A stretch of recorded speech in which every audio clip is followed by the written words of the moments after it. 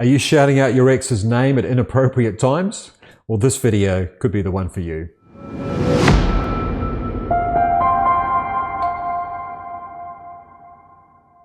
Welcome back to the Mind Strong Edge. Today's letter is an interesting one from a gentleman who has found himself in a place that he didn't even know existed, which is that he's going back to prior relationships and they are surfacing in his current relationship at very inappropriate times.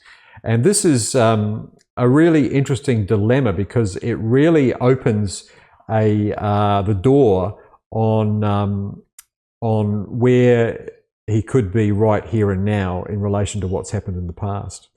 He writes, "Dear Mind Strong Edge team, I hope this letter finds you well. I've been an avid follower of your channel, which is nice.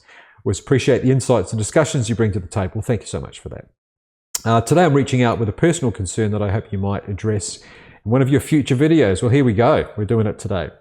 "I'm in my late 40s and recently moved in with my partner of a couple of years. Congratulations. Despite being very happy, in a very happy and stable relationship, I've encountered an issue that's starting to cause some friction. I'll just say to you right now, thanks for your letter. You've done the right thing. So many people would let it ride, but what you've done is you've kind of stepped outside for a moment and gone, I need to do something about this. And I appreciate the fact that you've written this down. You continue, "For some reason, I found myself accidentally referring to my current partner by the names of my previous partners, some of whom date back 25 years to when I first moved in with a girlfriend. Wow, it's been incredibly frustrating and it often leads to awkward moments and misunderstandings. Sometimes I even experience a mental block around my partner's name during conversations." Okay, so this is, it's interesting you make a point of the 25 years because on the surface that sounds like something to be very concerned about. Like, why am I going back so deep 25 years ago? We won't talk about the circumstances just for the moment, but until we get a bit further into the letter. But what's actually happening, and we've talked about this before, we did a video on cognitive behavioral therapy. I think the previous video was on that. Check it out if you need to know, if you'd like to know more about CBT and how the mind works and pattern matching, our previous video. But what is happening is that when you find yourself in a situation right here and now, and by a situation, it could be anything from just walking down the street, okay, and just scanning faces, or it could be something more stressful like you moving in with your partner and those things that are happening that are not normal. You know, there's all of a sudden a change in routine and your mind is looking to support you in this. No, it's there, it's on your side, and it's going through its bank of files and it's trying to find something in a very similar context. The context here is you're moving in, something you did the first time, when you first moved in 25 years ago. So there's a common context there. And your brain is going to that filing cabinet of, oh, just moving in with somebody and grabbing the file and bringing it up and going, and here's all the information you need to handle things right now. The fact that it's 25 years ago doesn't matter. It doesn't matter to your unconscious. The fact is that the neural pathway is still there. It still has quick access to that file, and it's surprising what we still have access to that we thought we'd forgotten. Cognitively, we'd forgotten about it. It's in the past, never to be thought of again, and yet that filing cabinet is still there, brimming with files about everything that happened back then. And if it was the first time it happened 25 years ago, then there's a very good chance that we give that a high priority, or at least a high deal of credibility when we go to it. We go, well, that's the file I'm moving in with somebody for the first time. I'm gonna grab that. And your brain does that very, very quickly.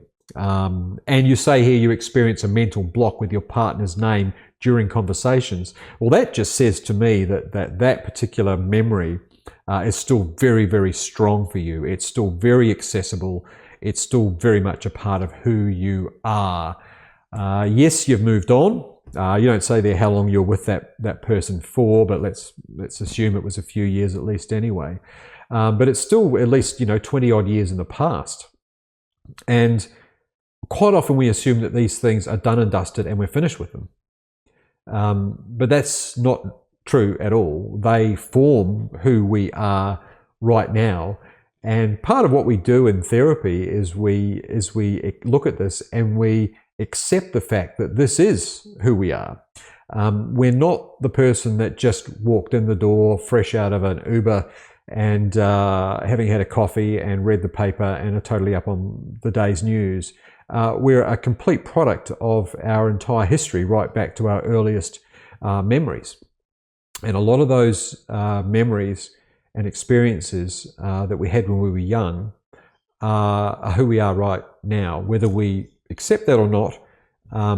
And this is interesting you say here that this is happening to you. This is a clue that how strong those behavioral instincts are, so much so that you actually get a block around your partner's, I'm assuming you mean your partner's name right now, in conversation. And I can imagine that that's not going to go down very well with your partner.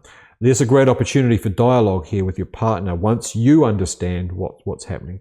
It goes on to say, additionally, I've been having vivid dreams about past relationships, which is unusual for me. It's puzzling, especially now when I feel so confident with my current partner. Of course it does. You've moved on from those old ones. They're in the past.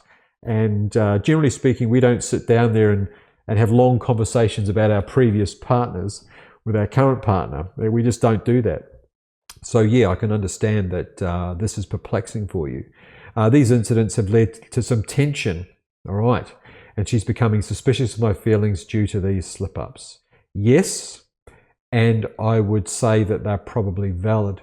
Okay, they're very valid from her, valid feelings of what's going on. This is not the you that she knew. Why are you all of a sudden, digging up the past?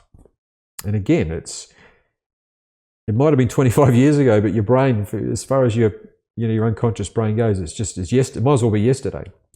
And sometimes that's a little bit difficult for us to wrap our thoughts around the fact that so long ago and yet so within reach. I'm eager to understand why this is happening now and can't address it, and how I can address it. Any advice and insights for your team would be greatly appreciated. This is an interesting one because you've pointed to all of the places where these things manifest. Your dreams, interesting. If we were in therapy, we'd talk about some of those dreams, and I'd be interested to hear what they are. I would ask you to maybe write them down. As soon as you wake up, put a diary, a little pad and pen next to the bed, and write it down so that you actually have some record of it. Because what it's doing, it's giving you a very strong clue into who you are and the way that you look at things. It's not the fact that you're hung up or you're obsessed with a previous relationship or a previous girlfriend. It's the fact that this is all contextual. It's the old memory pathways that have always been there, and you're just lighting them up, right? They've always been there, and you're lighting them up because the now is raising, obstacles or questions or a change in lifestyle that is causing your brain to, reopen the door and go back and grab the file on the previous relationships. They surface because of the context. And for you, I'm suggesting the context is, living with a partner. Living with a partner. That's important. It may not be living with this particular partner, it's just living with a partner. And this is a trigger, which it sounds like. And it's also a cognitive slip. And what I say a cognitive slip is that it's like losing traction in your car. I use a lot of car analogies. I like it. It's like losing a little bit of traction where the wheels are spinning, but they're not moving anything. You're in the middle of a conversation and you're just being overridden by this information that your unconscious is almost blindsiding you with. It's grab this thing and say, hey, and then next thing you're responding with your ex's name inappropriately. And yes, your current partner is probably taking exception to that. But there's a great opportunity here to understand what's happening and to discuss that with her, and to say that, your unconscious mind is just trying to help you out. It's just bringing up information from the prior experience. It just so happens that prior experiences was with this person, and back then you were in the habit of using that person's name, and that's become part of that that memory. Now there could be unresolved thoughts or issues from previous relationships that are affecting you, and there could be a connection and stress. So you don't say whether the current situation is stressful or not, that I can see, but there may well be. There might be new obstacles, given that you're in your 40s and there's been a few relationships since the first one. So it could be a current stress factor that you're facing in the current relationship that existed, or you felt like it existed 25 years ago when you first had that relation, when you first moved in, and your brain's just reactivated that, grabbed it and brought it up. Again, cognitive behavioral therapy is the tool that we would look at here to make sure that what we are surfacing is accurate. So we would talk about the current relationship with you. What are the stresses? What are the things that are causing you concern? Or maybe it's just things that are different. And then talk about that relationship 25 years ago and your feelings about that, and really getting you to remember, awaken and go back and go, oh yeah, because that information is obviously still there. You just got to access it. Bring it up and have a look at it and go, actually, you know what? It's not the same. On certain level, the context is generally the same, and that's where my brain's going, because that's just where it's going. It's the closest resource available to it. But we might look at it and go, you know what? It's actually not appropriate. It's not the same. And then we would look at identifying that feeling when it first comes up with that knowledge, and just go and just stop. Just stop there. I know where you're coming from, but that's not the information that I need right now, and sort of taking a more higher level control over that annoying little thought bubble that keeps coming up. Look, if you're feeling guilty or anxious about the name mixed-ups, then that can potentially amplify the problem for you as well. That could put another layer of stress upon something that maybe wasn't there to begin with.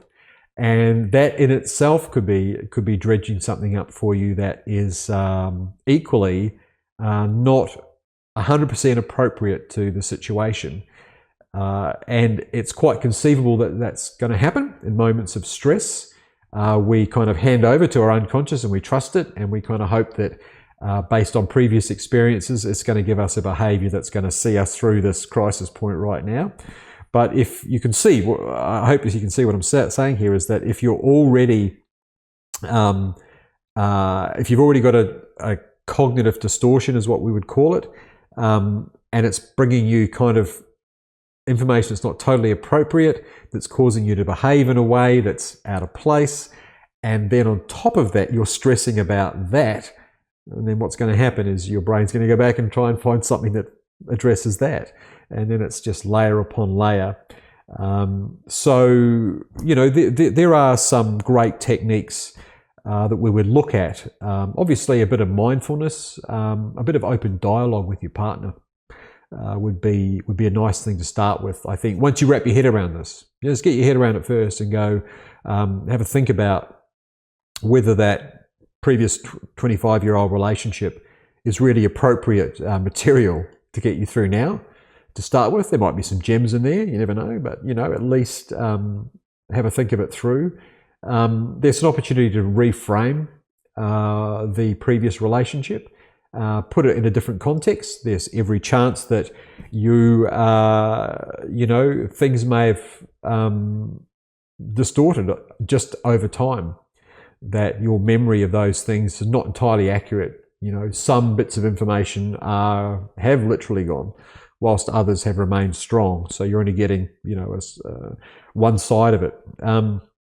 You can do some basic grounding exercises just to improve your present awareness, whether that's meditation or something that brings you in focus with what you're doing now, something with the moving in. Get more involved in some of the mechanical aspects of the moving that might help you. And that will make the slip-ups less likely, but they're going to happen. They're happening now and they're going to happen. understand the context of those dreams, write them down. But I really think there's an opportunity here to have a nice discussion with your partner and kind of just be really open about it. You know, because I had another dream about my ex last night. You know, would you believe it? But I think I know where that's coming from, because when I was, you know, back then, you know, in your, I don't know, it's like your late teens, I guess. You know, this happened to me, and you just need to assure her that, you know, it's not about the ex, it's about the context. The context is the same, and that's why you're going there. It's not that you're obsessed about your ex. Well, at least I hope you're not. I'm assuming that, you know, it's not that. If it was, then, you know, we'd be having a different discussion. But and the mental blocks is because, you know, it could be that, you know, your alarm bells are going off in your brain, and when that happens, you know, for some reason your brain might be hitting the panic button. It might be accessing something in the past there that actually was stressful, that did cause you some panic, and it's just manifesting that panic for you right now. And you'd be surprised how powerful the unconscious is once it gets hold of your brain and your amygdala, which is your alarm center of your brain. And it almost puts you in that fight or flight situation. You know, it starts closing down rational thoughts. And one of those things is like, what's my partner's name? I can't remember. And it's gone, because it's literally taking you off in a different direction. All, you know, with well-intentioned of trying to save you. But that's why, probably why you're experiencing those mental blocks, is that whatever it's digging up is quite strong. And I don't think it sounds like you're prepared for that, because of course it was so long ago. Vivid dreams about past relationships, yeah, just write them down. You know, just write them down and share them. You know, get them out there, because if you do share them, it will force you to examine them verbally with somebody. You'd be surprised how effective that is, if you can talk about your thoughts, because you have to articulate them. And that engages parts of your brain that otherwise wouldn't be working, and just gets you to examine your thoughts and put it in the context where someone else has to understand it. So it's a really good technique to, you know, untangle some bizarre thoughts simply by telling someone about your dreams.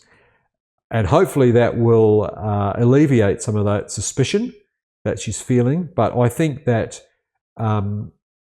you should at least recognize that that's a valid feeling on her part if she doesn't understand what's happening to you. So understand yourself first. Recognize that feeling when it comes up, where it's coming from. Put a little bit of a breaker in there just to give you a chance to go, just stop. Not this time, buddy. And then you'll be in a position to be able to talk to your partner and go, you know what, this is, you know, and also you talk about the stress, and then find some ways to deal with the stress now, rather than relying on your brain digging up stuff from 25 years and go, here you go, this is what you need to do, because it's not applicable to the now, but it's all you've got to go on in terms of reliable memories and experiences. Thanks for that letter. That's a really interesting one. I think it's quite common. I think people have this issue quite regularly if you're someone that's had a couple of long-term relationships in the past. You'd be surprised how that stuff gets bedded down. Same thing we go for families as well, but that's another day, another discussion. There you go. That's my advice on that. A little bit of deconstruction and a little bit of reconstruction, and a little bit of sharing and focusing on drawing focus back to what's happening right in front of you. Thanks for your letter. If you'd like to write into us, there is an email address in the description for this channel, and we'd love to hear from you. It doesn't matter what it is. We have a quick read of the letters, and then we do it cold, unedited on the channel. Exactly how it would be if we sat with you in therapy space. I'm not too keen on editing, although it does make for a slicker video, but we like to do it the way we would do it with you if we were right here, and face to face, honest, interpretation of the material.